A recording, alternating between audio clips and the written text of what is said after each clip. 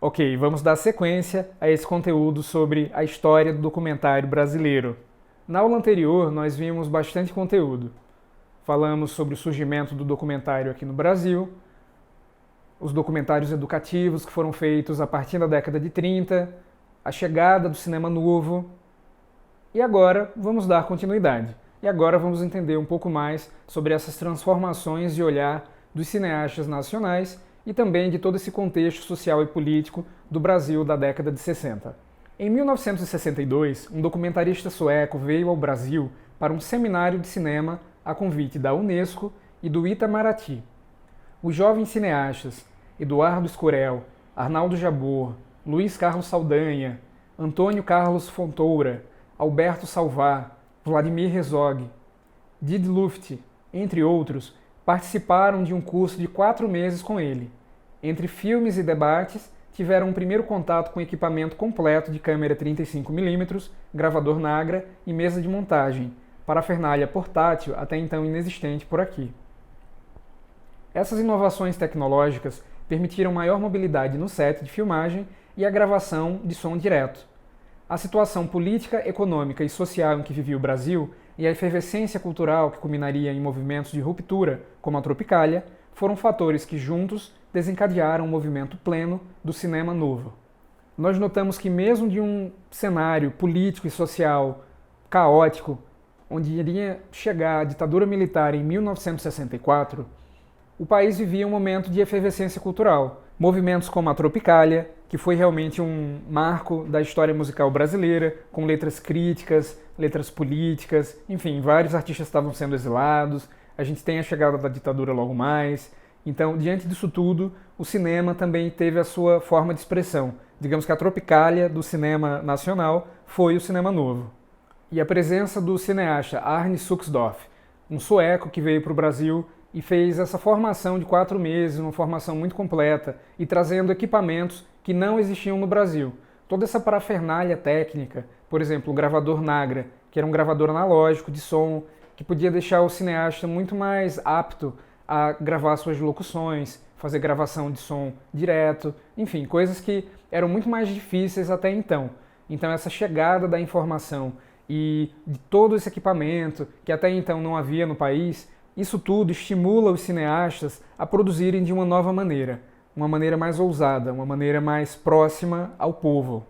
E assim como na Tropicália, o movimento do cinema novo vai ter toda essa crítica social, toda essa crítica política. A gente vê como exemplo Glauber Rocha, esse cineasta baiano, que trazia em seus filmes tanta crítica social. Ele era tão intelectualizado que esses filmes, com tanta crítica social, não chegavam tão bem ao povo, mas ele conseguia permear entre a classe intelectualizada e assim apresentava essas críticas ao modus operandi do Brasil e também levava essa crítica para fora, uma vez que ele pôde apresentar suas obras em diversos festivais fora do país. O cinema sempre teve essa função de apresentar às pessoas uma determinada realidade. O documentário, acima de tudo, cumpre esse papel. Naquele momento, o cinema novo, ou o cinema verdade, precisava refletir todas essas influências do cinema estrangeiro, para que a ânsia de inovar em estilo e técnica fosse focada num objetivo maior de buscar uma identidade para o cinema nacional, sem deixar de ser um instrumento de crítica do sistema vigente. Alguns desses filmes nasceram dentro das próprias universidades, vinculados ao movimento estudantil da UNE, que vivia épocas de liderança nos movimentos populares. Destaque para o longa-metragem 5 vezes Favela, de 1962, dirigido por Marcos Farias, Miguel Borges, Carlos Diegues, Leon Risman e Joaquim Pedro de Andrade, que retratou os contrastes sociais através do cotidiano nas favelas. Cabra Marcado para Morrer, de Eduardo Coutinho, também nasceu nesse contexto, mas foi paralisado devido ao golpe militar de 1964. No período, muitos diretores foram perseguidos pelo regime ditatorial e tiveram seus filmes censurados. Eduardo Coutinho inicia em 1964 as filmagens de Cabra Marcado para Morrer, mas o filme é interrompido pelo governo militar, que só seria concluído 20 anos depois, tornando-se um marco do documentário brasileiro. Aqui nós temos algumas informações, que os cineastas da época participavam ativamente dos movimentos estudantis e traziam pautas do movimento estudantil também para os seus filmes. E é impossível falar sobre documentário nacional sem mencionar Eduardo Coutinho. Eduardo estava filmando quando veio o golpe militar e teve a produção de Cabra Marcado para Morrer interrompida. Depois de 20 anos ele vai retomar esse importante documentário para vocês verem como um documentarista não desiste da sua obra, né? Quando você tem um porquê, quando você tem uma razão para aquele filme ser feito, pode vir até um golpe militar, mas ele não vai desistir de comunicar a sua mensagem e de finalizar o seu filme. Interessante como Coutinho foi obstinado e ele usou também esse lapso, né, essa elipse de 20 anos para poder também construir narrativamente o seu documentário. As entrevistas passaram a ser utilizadas exaustivamente e a fala do entrevistado passou a ser denominada a voz da experiência. A câmera na mão acompanhava o caminhar do fotógrafo. A luz era natural, na maioria das vezes deficiente. Vários filmes fizeram da falta de condições e de estrutura um elemento de sua estética. Documentários como Garrincha, Alegria do Povo, de 63, de Joaquim Pedro de Andrade, Maioria Absoluta, de 64 a 66, de Leon Sarno, Opinião Pública, de 1966, de Arnaldo Jabbour, Liberdade de Imprensa, de 1967, de João Batista de Andrade, foram alguns dos filmes que viraram objeto de estudo de pesquisadores e, de alguma forma, marcaram a história do cinema documentário. O que é que acontece? Quando você tem problemas técnicos devido à precariedade dos equipamentos, talvez a melhor coisa seja assumir. Foi o que eles fizeram. Eles adotaram tudo isso que poderia ser uma falha técnica como algo conceitual. É uma característica daquele momento do cinema brasileiro. Eles não conseguiam superar essas dificuldades técnicas, então vamos assumir. Foi o que eles fizeram. Destacam-se também nomes como Glauber Rocha, que realiza alguns documentários em curta-metragem mantendo seu estilo autoral, mesmo em produções em que atuou contratado, como o filme Amazonas, Amazonas, de 1965, sua primeira experiência com cor. Em 1977, Glauber realiza Di, um polêmico registro do velório do pintor Di Cavalcanti, que segue proibido pela família do pintor de ser exibido em território brasileiro. Filme em que se leva ao paroxismo sua verve poética e sua estética revolucionária. Glauber Rocha nunca foi um homem de meias palavras. Ele sempre foi ousado, ele sempre foi revolucionário e ele sempre foi muito poético em sua forma. A ousadia dele se reflete no documentário Di. É um filme que é proibido, continua sendo proibido no Brasil, porque a família de Di Cavalcanti não autorizou que ele produzisse esse filme com imagens do enterro do pintor. A manipulação das imagens, somada à exploração de todas as possibilidades expressivas de montagem e dos recursos sonoros, foram fatores que contribuíram para uma vertente do documentário que iria adentrar os anos 70 e radicalizar os processos de desconstrução da imagem fílmica, como pode ser percebido nos filmes Congo, Triste Trópico, O Ano de 1978, Iracema, Uma Transamazônica e Di, de Glauber Rocha. A repressão pós-68 da ditadura militar atrapalhou o desenvolvimento do documentário brasileiro, mas não conseguiu impedir que temas vedados fossem abordados de maneira radicalmente originais. A abertura política, iniciada no final da década de 70, trouxe um novo fôlego para os filmes, que se aprofundaram ainda mais na história política do Brasil. Um momento parecido nós vivemos recentemente no Brasil. Em 64 nós tivemos um golpe militar. Recentemente nós vivemos um golpe parlamentar. Mas aí todo esse contexto político, que é diferente, mas que traz à tona essa necessidade de falar sobre política. Documentários como Democracia em Vertigem e O Processo tratam muito do tema político atual e a gente pode fazer essa comparação do que havia na década de 60 e desse contexto vivido atualmente no Brasil e essa vontade de produzir documentários mais políticos. No início dos anos 80, o Brasil passava por uma reorganização política da sociedade, momento em que surgem diversos movimentos políticos, entre eles a Associação Brasileira de Vídeo Popular, conhecida como ABVP, tendo entre seus fundadores Luiz Fernando Santoro. Outro exemplo disso foi o Centro de Trabalho Indigenista, CTI, com o projeto Vídeo nas Aldeias, resultado de longos anos de contato com algumas etnias do norte do Brasil, pela antropóloga belga Dominique Galois e o diretor Vincent Carelli. Na aula anterior, nós chegamos a citar Eduardo Coutinho, falando um pouco sobre o projeto Cabra Marcado para Morrer, o filme interrompido com o golpe militar de 1964 e continuado 20 anos depois. Mas é muito pouco falar só sobre essa experiência do Coutinho, já que ele teve tantos documentários incríveis e que precisam ser conhecidos por vocês.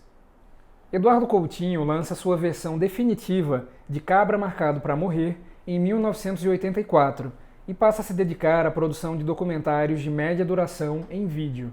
Santa Marta, 2 Semanas no Morro, de 1987, e Boca de Lixo, de 1992, são alguns exemplos, além do longa O Fio da Memória, de 1991, que foi rodado em 35mm.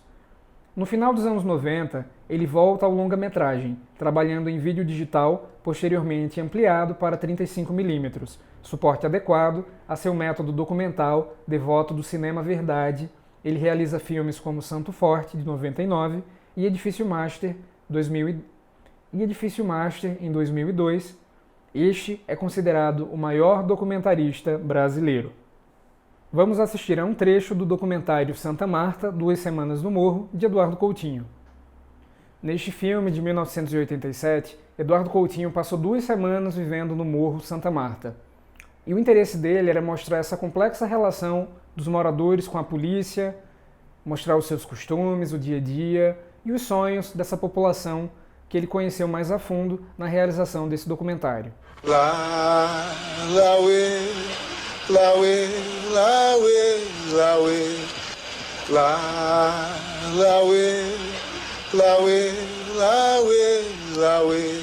E mais um negro diz que o samba veio de uma raiz, saiu da África e no Brasil chegou. E mais um negro diz que o samba veio de uma raiz, saiu da África e no Brasil chegou. Negro sofreu na senzala, passava momento de dor, rezava em momentos felizes para acalmar sua dor. Samba tem tradição, samba é sua emoção, é lembrar do passado que o negro sofreu com a escravidão. Eu sou da cor, como vocês estão vendo, né? Poxa, se eu chego numa condução, num banco, poxa, na hora que me dá até vontade de chorar, sabe? A madame segura a bolsa. Por quê? Será que todo preto é ladrão? Aí fui num consultório médico com a minha irmã. Aí chegou lá uma garota mais clara do que eu, um pouco só. Aí eu acho que eu pisei no pé dela. Aí ela me chamou de nega, só podia ser nega do morro mesmo. Olha o cabelo dela todo duro. Ah, me deu maior raiva, né? Eu abri o dicionário pra ela, não quis nem saber. Falei, você mora no morro sim, minha filha, mas no morro não falta tanta coisa igual falta na rua, não. Aqui na rua vocês morrem de fome. Lá em cima, pelo menos, a gente bater na porta dos outros, a gente tem comida. Dando sequência, nós vamos ver que o Doc TV foi um importante instrumento para a consolidação da linguagem documental a partir dos anos 2000. No ano de 2003, a Secretaria do Audiovisual do Ministério da Cultura, Descanse em Paz, em convênio firmado com a TV Cultura de São Paulo e a Associação Brasileira das Emissoras Públicas, Educativas e Culturais, com o apoio da Associação Brasileira de Documentaristas, a ABD, lançou o Programa de Fomento à Produção e Teledifusão do Documentário Brasileiro, intitulado Doc TV. O intuito foi fomentar a regionalização da produção de documentários, incentivando a parceria da produção independente com as TVs públicas. O Doc TV tem um papel muito importante para o desenvolvimento da produção documental contemporânea no Brasil. Acho que essa é aquela hora do lamento. A gente vê que tantas políticas públicas deixaram de existir, simplesmente. E essa, com certeza, foi um marco e ajudou muito para que a linguagem documental se aproximasse das pessoas. Nós sempre vimos documentários em horários que não são comerciais. Por que é que a população não conhece os documentários? Por que é interessante que a população não conheça os documentários? Que a população não seja crítica, que a população não seja atenta aos problemas sociais e possa reivindicar os seus direitos. No documentário brasileiro contemporâneo, nós temos filmes marcantes e disruptivos, como é o caso de Dizzy Croquettes e também do documentário Lixo Extraordinário. Enquanto o primeiro tem uma busca memorialista sobre um grupo, resgata memórias durante aquele período da ditadura militar, o segundo filme fala sobre um trabalho artístico, sobre o trabalho do artista plástico Vicky Muniz, na periferia do Rio de Janeiro. Eles têm formas diferentes e eu acho que isso traduz muito sobre o documentário contemporâneo brasileiro. É um documentário que não tem uma fórmula certa, que rompe no método, que rompe na abordagem, que usa de dispositivos narrativos que possam surpreender o público, que são originais. E prova disso é a notoriedade que esses filmes têm tido em importantes festivais mundo afora. Ensaísmos, práticas confessionais, autoficção, performance de si, apropriação de imagens amadoras, valorização do processo e abertura da cena à sua não realização, na forma da emergência do fracasso, são escolhas, projetos ou procedimentos estéticos empregados em um número crescente de filmes brasileiros, sobretudo aqueles tomados por documentais. Tais escolhas dialogam criticamente ou não com a cultura audiovisual colonizada por estratégias que visam a uma permanente intensificação dos efeitos de real, seja por meio da tentativa de apagamento da linguagem como construção e mediação, o que chamamos de apelo realista, seja por meio da exposição de uma suposta intimidade como lugar privilegiado, ou mesmo garantia da verdade do sujeito, o que chamamos de hipertrofia da subjetividade. Estas são algumas das definições do documentário brasileiro contemporâneo. Nós temos todas essas possibilidades: ensaísmos, filmes performáticos, filmes que confrontam a realidade e essa visão, muitas vezes colonizada, que os primeiros documentaristas nacionais tinham, e essa falta de uma identidade nacional. Talvez hoje a preocupação não seja ter uma identidade nacional, essa busca que foi tão procurada durante o movimento do cinema novo. Hoje, cada documentarista tem a sua autoralidade. Acho que o Brasil tem muito mais uma característica de cinema de autor do que movimentos cinematográficos que tenham determinadas características como mote da produção. Na contramão desta tendência, e operando na indeterminação entre autenticidade e encenação, pessoa e personagem, público e privado, processo e obra, experiência e jogo, vida e performance, diversos documentários brasileiros contemporâneos, que constituem o foco de nosso interesse, têm investido na opacidade, na explicitação das mediações, na reposição da distância e na tensão entre as subjetividades e seus horizontes ficcionais, destilando dúvidas a respeito da imagem documental, colocando sob sua suspeita seus procedimentos ou produzindo suas próprias esquivas. Deste modo, o documentário contemporâneo brasileiro ele não está muito preocupado em ter uma verdade objetiva. Talvez isso remonte àquela preocupação do jornalismo clássico americano que durante muito tempo foi trazida para as produções audiovisuais nacionais. Hoje, o documentário brasileiro foge dessa objetividade. O documentário brasileiro busca ser subjetivo, busca também explicitar as formas. Cada vez mais, o documentário brasileiro tenta se desconstruir. Isso pode ser notado em inúmeras produções, e isso pode ser visto em determinadas produções, dentre as quais vamos citar algumas logo mais. Em filmes como Jogo de Cena, Santiago, Pancinema Permanente, Moscou, Pacifique. Pacifique é um filme pernambucano, tá? Viajo porque preciso, volto porque te amo, O Céu sobre os Ombros e muitos outros, passamos a questionar o que é real, o que é testemunho, o que são confissões e o que é ficção. Todos esses são exemplos de documentários que rompem muito com a forma, que tentam estimular o espectador a se questionar. Peraí, eu estou vendo um filme de documentário, então o documentário é um filme que trabalha essencialmente com a realidade, mas tem aquele momento do choque. Peraí, essa realidade que eu estou vendo de fato é real? Então, eu acho que esse chacoalho, essa emoção assim que o documentarista contemporâneo brasileiro promove no público, de se questionar, né, até que ponto a realidade é real, eu acho que é um dos grandes marcos dessa produção documental que nós podemos conferir.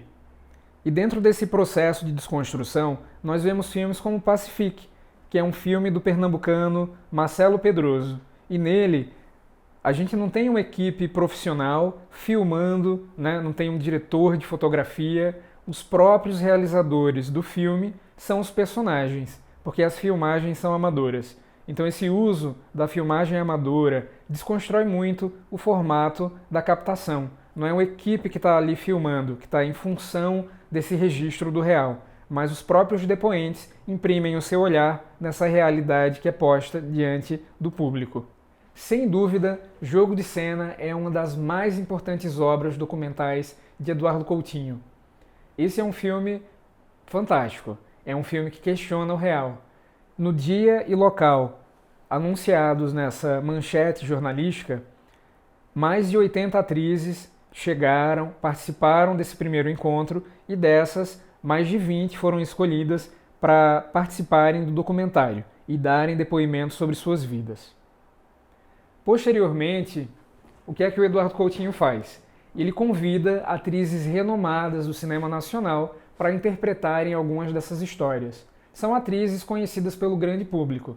E aí, quando a gente assiste ao filme e vê essas atrizes, que a gente sabe que são atrizes e que podem estar atuando ali dentro do filme, então isso dá um nó na nossa cabeça e a gente passa a se questionar até que ponto as histórias apresentadas são reais ou não.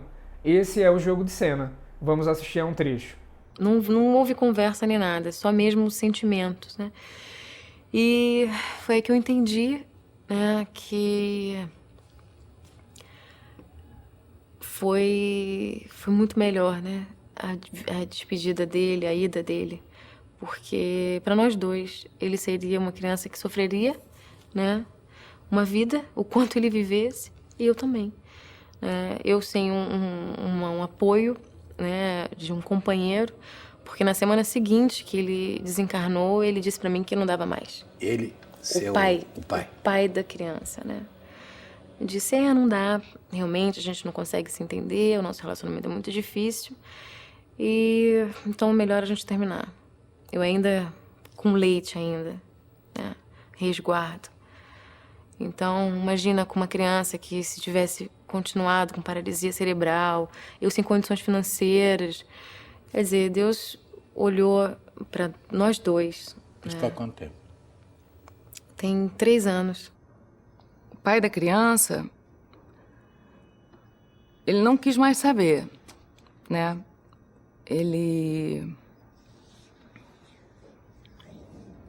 Bom, na semana seguinte que ele desencarnou, o relacionamento acabou. Eu ainda estava com leite de resguardo. Aí o pai disse que não dava mais, o pai da criança. Ele disse, não dá, realmente, a gente não consegue se entender, o nosso relacionamento é muito difícil, é melhor a gente terminar. Mas eu aprendi. Eu acho que eu aprendi alguma coisa, porque hoje eu consigo lidar com o amor de uma maneira bem diferente. Nós dois nos ajudamos muito. E dois? Nós dois, eu falo eu e meu filho. Porque, para mim, ele ainda está vivo. Ele está em algum lugar. E... Desculpe. Eu tenho hoje um namorado que... Nossa, ele é muito meu amigo. Ele é muito bacana comigo. E, nossa, eu nem me lembro de ter tido um namorado parecido com esse. E ele é muito meu amigo, muito parceiro mesmo. Ele quer ter filhos, né? Ele não tem filhos, ele quer ter 3. Eu já consegui diminuir para 2. Porque... Mas eu vou tentar, né?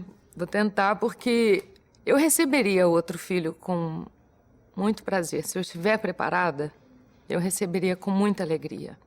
Sem medo, porque cada coisa é uma coisa, né? A minha história com o Vitor foi muito especial, né? Eu sou mãe dele sempre, serei mãe dele sempre, né? Continuo sendo mãe dele. Tanto é que para mim é tão difícil quando as pessoas perguntam, poxa, você só tem ela, que até aí já é uma moça, né? Vai fazer 14 anos, é uma mocinha. As pessoas, você só tem ela. Para não estender a conversa, eu digo só, mas me dói, porque eu me sinto mãe dos dois, né? E então o Vitor não me marcou negativamente, assim, com dor. Ai, meu Deus, se eu tiver outro filho vai ser a mesma coisa, eu vou perder ele e vai dar tudo errado. Não, a minha história com o Vitor foi nossa e foi vivida como tinha que ser, para mim e para ele, né? E os outros serão outras histórias.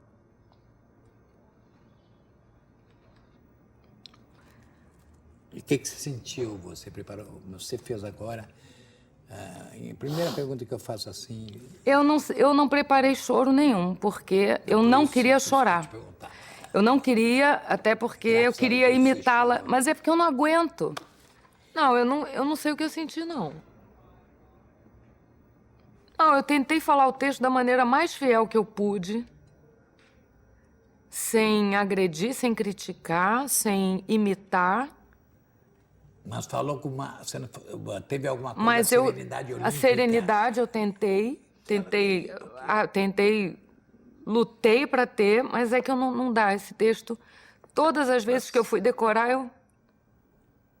eu acho que se eu tivesse me preparado como atriz para chorar, eu não teria ficado tão incomodada. Eu fiquei incomodada. Chegou uma hora no texto que eu falei, gente, eu não vou conseguir falar. Agora? Teve uma hora que eu dei uma parada, assim, que eu falei, será que eu paro? Aquela hora que peço pra fazer de novo.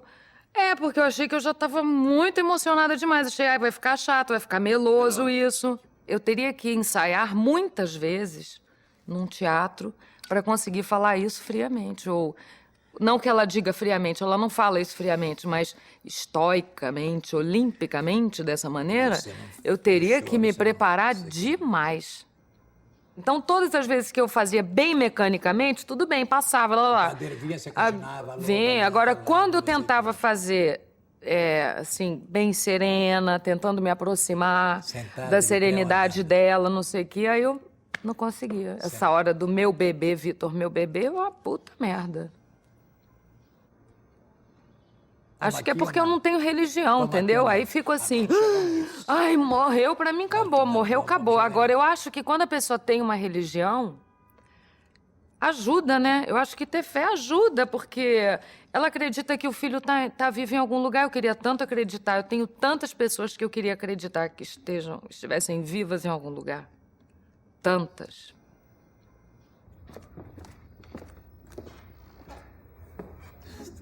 Edifício Master, Martírio, de Ivan Sancarelli, que traz uma análise da violência sofrida pela etnia indígena Guarani Kaiowá, Doméstica, de Gabriel Mascaro, com imagens filmadas por 7 adolescentes, Pacifique, de Marcelo Pedroso, 3 filmes da brasiliense Maria Augusta Ramos, O Processo, Juízo e Justiça. Todos esses filmes são muito paradigmáticos. São filmes que nos fazem refletir sobre a forma do documentário e essa exploração do real. Talvez Gabriel Mascaro, juntamente com Marcelo Pedroso, sejam os 2 grandes nomes do documentário contemporâneo aqui em Pernambuco. Ambos fizeram uso de vários tipos de dispositivos narrativos e eu acho fascinante a forma que eles encontraram de usar também filmagens amadoras dentro dos seus processos criativos. Como referências bibliográficas, nós temos aqui alguns exemplos de livros para serem acessados por vocês. Ensaios do Real, o documentário brasileiro hoje. É uma compilação de textos de diversos escritores e pesquisadores do documentário nacional. Filmar o Real, sobre o documentário brasileiro contemporâneo. É um livro de Consuelo Lins e Cláudia Mesquita. E temos ainda o livro Documentário Brasileiro, 100 filmes essenciais. Trata-se de uma compilação com 100 títulos de vários períodos da história do documentário nacional. Sem dúvida, também é uma boa referência. Lá vocês podem ver informações como cartazes, títulos, ficha técnica, críticas, enfim, é um material bastante rico para que vocês acessem também. Chegamos ao fim dessa nossa aula e continuaremos falando sobre o cinema documentário em Pernambuco no nosso próximo encontro. Ao longo de todo o curso, vocês têm acompanhado a fala de vários convidados especiais. Para a aula de hoje, eu convidei o Vitor Búrigo, do site Cine Vitor. Olá, eu sou Vitor Búrigo, do site Cine Vitor, e eu fui convidado pelo meu amigo Marlon Meirelles para falar um pouquinho de documentário brasileiro contemporâneo. Eu fiquei muito feliz com o convite porque eu gosto muito de documentário, porque eu acho que o documentário ele tem um poder aí de dar voz a quem não tem voz, às vezes para falar, para se expressar ou para colocar para o mundo aquilo que sente, ou aquilo que passou, aquilo que viveu. O documentário tem esse poder de registrar fatos e temas, enfim, temas, todos os tipos de temas, de realidades, de histórias, seja no registro cultural, no registro social, político. Ele tem essa força de explorar qualquer tema, né, e de deixar esse registro para sempre ali para a gente, para o espectador e até para os entrevistados e para o próprio realizador que se envolveu naquela história, né? O documentário brasileiro ele tem também se destacado muito mais nesses últimos anos, isso é fato, tanto aqui no Brasil como lá fora, em festivais muito importantes, né? Em 2018, por exemplo, foram lançados 185 títulos brasileiros. E desses 185, 85 eram documentários. E documentários premiados aqui, em festivais aqui, como O Processo, Ex-Pagé, Auto de Resistência, enfim, vários títulos que fizeram sucesso lá fora, fizeram sucesso aqui, foram exibidos em 2018, um ano muito importante para o cinema brasileiro e principalmente para o documentário. O Processo, por exemplo, o documentário dirigido pela Maria Augusta Ramos, em 2018 ficou entre os 20 filmes brasileiros mais vistos daquele ano. Ele ficou em 16º lugar, com mais de 65 mil espectadores. Então, é uma vitória para o documentário, né? Isso aconteceu também com o documentário Divinas Divas, da Leandra Leal, e são temas completamente diferentes, né? Para a gente ver como o documentário tem essa força de causar também essa curiosidade no espectador de assistir qualquer tema. A gente tem aí o Processo, que fala do impeachment da Dilma, e a gente tem o Divinas Divas, que fala aí da primeira geração de travestis do Brasil. Então são temas bem diferentes e que encantaram o público e foram aí, o público que lotou as salas de cinema. E aí a gente, analisando também a filmografia brasileira dos últimos anos, a gente percebe que o documentário brasileiro contemporâneo desses últimos anos também, ele tem transitado muito entre o fato e a ficção. A gente tem visto os gêneros meio que misturados em documentários. O Torre das Donzelas, da Suzana Lira, por exemplo, é um bom exemplo, porque ela fala da época da ditadura militar, ela entrevista mulheres que foram presas na época da ditadura militar, inclusive a Dilma Rousseff, e além desses depoimentos, ela reconstruiu aquele presídio que elas ficaram em São Paulo, e essas mulheres se encontram nesse cenário. Então isso causa uma emoção muito maior nessas mulheres também, né? Mas o Torre das Donzelas ainda ele não chega no ponto do híbrido, que tem sido muito visto por aí, né? O documentário híbrido, que é essa mistura da ficção com a realidade, o fato e a realidade, e às vezes a gente fica confuso e não sabe se isso é real ou não, o que é ficção, o que foi ensaiado, o que é documentário. Então o híbrido vai mais para esse lado, né? O Torre das Donzelas ainda mistura um pouco dessa ficção, mas ele ainda não vai tanto para o híbrido. A gente sabe que é um cenário reconstruído, né? A gente sabe que aquilo foi feito para causar uma emoção e também voltar àquela época e, enfim, ter esses depoimentos. O híbrido tem sido muito visto em festivais, principalmente. Muitos curtas documentais têm trabalhado nisso, com a questão do híbrido. O documentário brasileiro contemporâneo está muito ligado, né, a esse discurso de experimentar, de se reinventar dos realizadores. Isso é notório nos filmes. Percebe-se muito essa coisa da ficção e do fato, né, do híbrido. E vários curtas documentais, não só híbridos, né, mas os curtas documentais têm ganhado um espaço muito importante nos festivais brasileiros, os festivais internacionais. E eu fiz uma lista aqui de alguns documentários que me chamaram muito a atenção nesses últimos festivais que eu participei. E eu lembro aqui agora do Cavalo, que é um longa alagoano, do Verne Salles e do Rafael Barbosa, que foi exibido em Tiradentes. Ele é super híbrido. Esse é super híbrido porque você fica nessa confusão de saber o que é ficção e o que é realidade. Mas eu selecionei aqui também alguns curtas, tipo Cor de Pele, da Lívia Perini, que foi super premiado no CinePE, o Quebra-Cabeça de Sara, do Alan Ribeiro, que passou em Gramado, o Borá, a Giz, que foram premiados no Kinofórum, Catadora de Gente, Periférico, As Constituintes de 88, Minimis, A Parteira, Codinome Breno, Swing Guerra, 7 Anos em Maio. São filmes, assim, com temas super variados, né? E a gente percebe que estão sendo super bem aceitos nos festivais, nas premiações. E aí eu aproveito também aqui para lembrar, que vocês já devem estar sabendo, né, da Oficina Documentando, que foi criada pelo Marlon Meirelles. A Oficina Documentando surgiu em 2009, né, ela completa agora 10 anos, e eu fiquei muito encantado com o projeto também de saber que os alunos se dedicam a realizar um filme, né? Eles aprendem todo o processo de um documentário durante a Oficina Documentando, desde a criação do roteiro, da ideia, do tema, de ir atrás de um entrevistado, até a realização do filme. Então isso é muito interessante de ver também que são pessoas que às vezes nem estão envolvidas em cinema. São pessoas que gostam de cinema, que têm a curiosidade de fazer um filme e vão lá e participam de uma oficina como a Documentando. E eu já participei de uma, inclusive. Assim, não fui aluno, assim, mas em um desses festivais que eu encontrei com o Marlon, eu tive a sorte de estar lá durante uma oficina Documentando.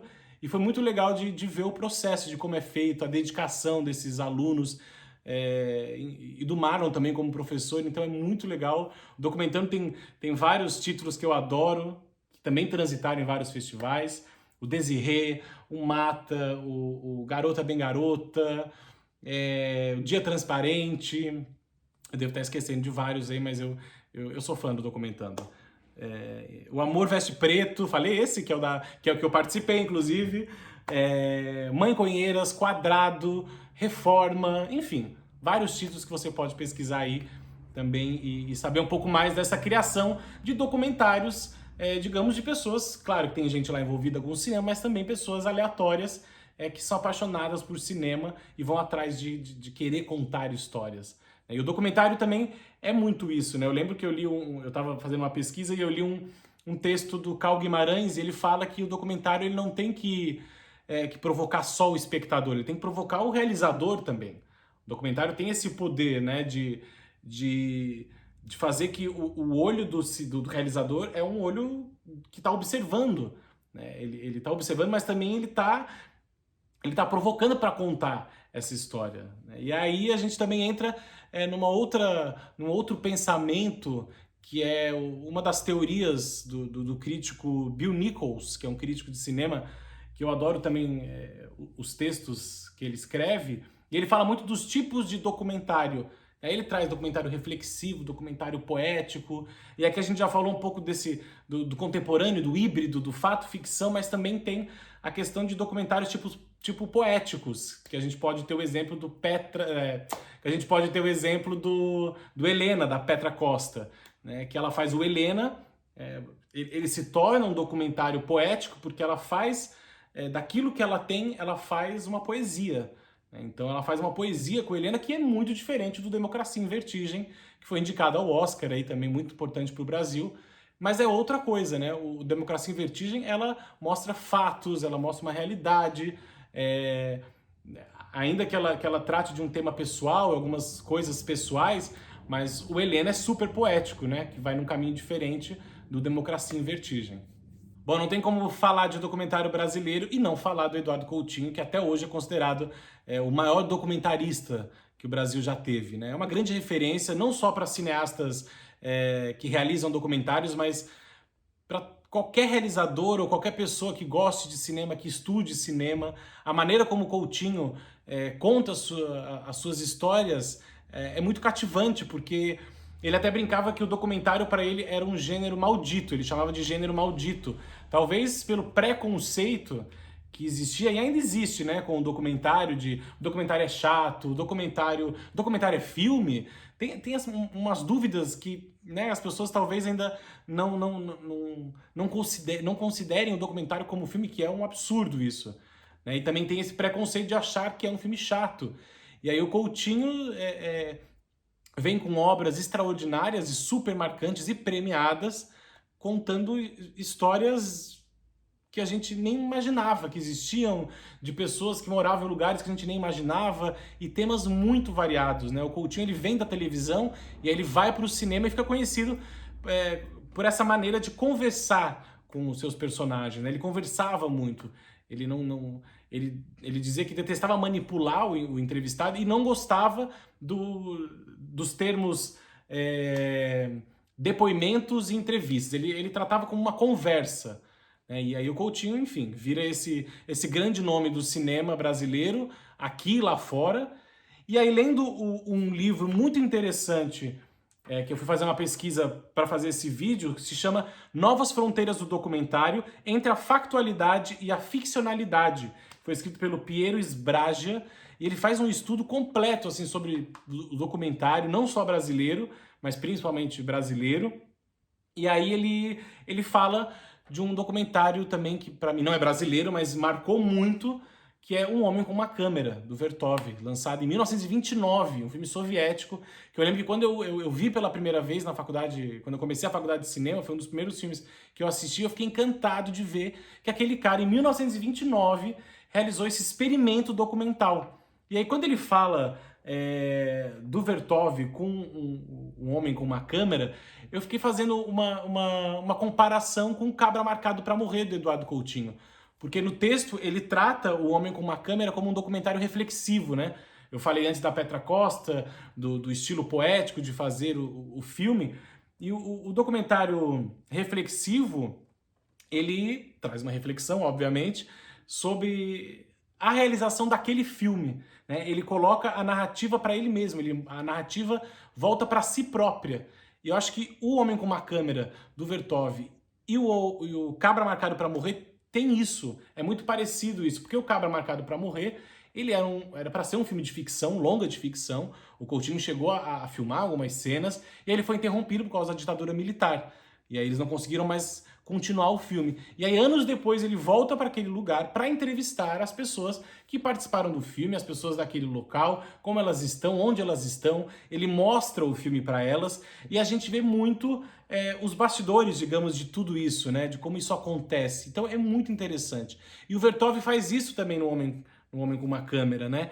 Ele mostra aquela realidade, mas ele faz uma reflexão de como aquilo volta para ele, de como aquilo volta para a obra, tanto que ele mostra algumas cenas como são feitas, como foram realizadas. Então, dá pra gente comparar muito na questão do documentário reflexivo, o Cabra Marcado para Morrer, que foi premiado em Berlim, ganhou o júri da FIPRESS, que é da Crítica Internacional, com Um Homem com uma Câmera, do Vertov, de 1929. São duas obras incríveis para mim, né? E aí o Coutinho fez Edifício Master, Jogo de Cena, Santo Forte, Babilônia 2000, filmes maravilhosos. E também o Coutinho, claro, que quando a Abracine, que é a Associação Brasileira de Críticos de Cinema, lançou o livro 100 documentários essenciais do cinema brasileiro, obviamente o Coutinho, olha, se eu não me engano, ele aparece com quase todos os filmes dele nessa lista, mas ali no pódio ele tá em primeiro com Cabra Marcado para Morrer, depois com Jogo de Cena, aí em terceiro tá o Santiago, do João Moreira Salles,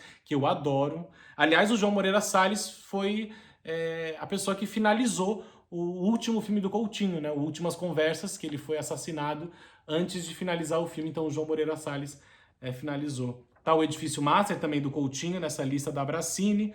Tem o Ilha das Flores, que tudo bem que estamos falando de documentário contemporâneo, mas o Ilha das Flores não tem como citar esse curta-metragem do Jorge Furtado, que marcou também a filmografia brasileira. O Jorge Furtado também fez um documentário muito interessante chamado Mercado de Notícias. Aí aqui tem O Prisioneiro da Grade de Ferro, Estamira, Lixo Extraordinário. É interessante ver também que tem uma leva aí de filmes documentais musicais. Teve uma época aí que muitos artistas brasileiros foram retratados, e muito bem retratados, como Raul Seixas, Vinícius de Moraes, a Cássia Eller, o Arnaldo Batista, o Simonal. Tem um que eu gosto muito também, que é do grupo teatral de Croquete. Enfim, são filmes essenciais realmente, que estão aí nesse livro da Abracine. Tem o Juízo, da Maria Augusta Ramos, o Orestes, do Rodrigo Siqueira, o Glauber, o filme Labirinto do Brasil, do Silvio Tendler. E aí eu fiz uma lista também aqui com vários filmes, que eu não vou ler todos aqui para vocês, mas também vou mandar para o Marlon se ele conseguir passar para vocês. mas são de filmes mais atuais também. Não tem como não falar do Eduardo Escorel, um cara montador, mas também realizador, documentarista, o Cal Guimarães, enfim, são vários aqui. O Marcelo Gomes, que fez Estou Me Guardando para Quando o Carnaval Chegar, que foi exibido no Festival de Berlim. O Cristiano Burlan, que fez a trilogia do luto, né, que tem, enfim, entre os seus filmes, o Elegia de um Crime é um filme que eu gosto bastante. Espero Tua Revolta, da Elisa Capai, que foi o grande vencedor do CinePE do ano passado. Democracia em Vertigem, a gente já falou aqui. Era o Hotel Cambridge, da Eliane Café, que mistura essa coisa da ficção. Também o Ex-Pajé, do Luiz Bolognese. Doméstica, do Gabriel Mascaro. Bicha Travesti, do Kiko Goifman e da Cláudia Priscila, que eu acho excelente esse documentário também. O Andarilho, do Cal Guimarães, Viramundo, do Geraldo Sarno, o Mussum, da Suzana Lira, Diários de Classe, do Igor Souza e da Maria Carolina Gonçalves. Enfim, são vários aqui. O Pastor Cláudio, o Crítico, do Kleber Mendonça Filho, que também era uma transição dele aí para uma transição do Kleber entre o Kleber jornalista e o Kleber realizador. Axé, Canto do Povo de um Lugar, Baronesa, Carta para Além dos Muros, Divinas Divas, o Persson, da Marina Persson, Pitanga, Cinema Novo, do Eric Rocha, que faz uma homenagem ao cinema brasileiro, Soldados da Araguaia, Martírio, Jonas e o Circo Sem Lona, Babenco, da Bárbara Paz, que ainda está inédito nos cinemas, mas é lindo também, é belíssimo. A Luta do Século, De Gravata e Unha Vermelha, O Sal da Terra, Indianara, Partida, Narciso em Férias, que é o mais recente documentário brasileiro exibido aí num festival internacional, participou aí do Festival de Veneza, com o depoimento do Caetano Veloso, falando sobre a sua prisão na ditadura. Mas acho que é isso. Bom, espero que vocês tenham gostado. Eu adorei falar de documentário brasileiro contemporâneo. Acho que eu falei um pouquinho demais também. Mas espero que tenham aproveitado algumas dicas também e que a gente continue compartilhando essas histórias, essas realidades, esses fatos e também, quem sabe, ficção aí que se misturam no gênero híbrido, no documentário reflexivo, poético, enfim. Tem vários tipos de documentário. O importante é que as nossas histórias brasileiras sejam contadas e mostradas em filmes e que novas realidades ganhem uma abrangência muito maior, não só em festivais, mas que cheguem para um grande público esses filmes incríveis que às vezes ficam lá escondidos, pouca gente assiste, mas a gente precisa saber que tem muita produção de documentário aqui no Brasil e muita coisa interessante e que vale a pena aí dar uma garimpada para saber um pouquinho mais de documentário brasileiro. É isso aí. Valeu! Além de ser um grande fã do cinema nacional, Vitor presta serviços fundamentais para que os filmes cheguem ao público-alvo.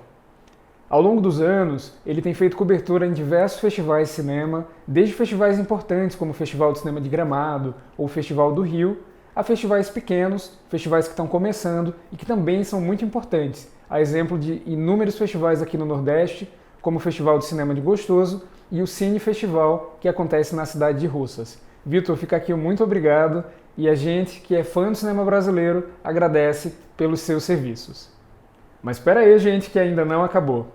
Para terminarmos essa aula, eu convido a todos vocês a assistirem a um filme lindo, mais uma produção do Documentando, dessa vez gravada em Russas, uma cidade do Ceará, durante um festival de cinema que acontece lá, chamado Cine Festival. Tenham uma boa sessão e até a próxima aula.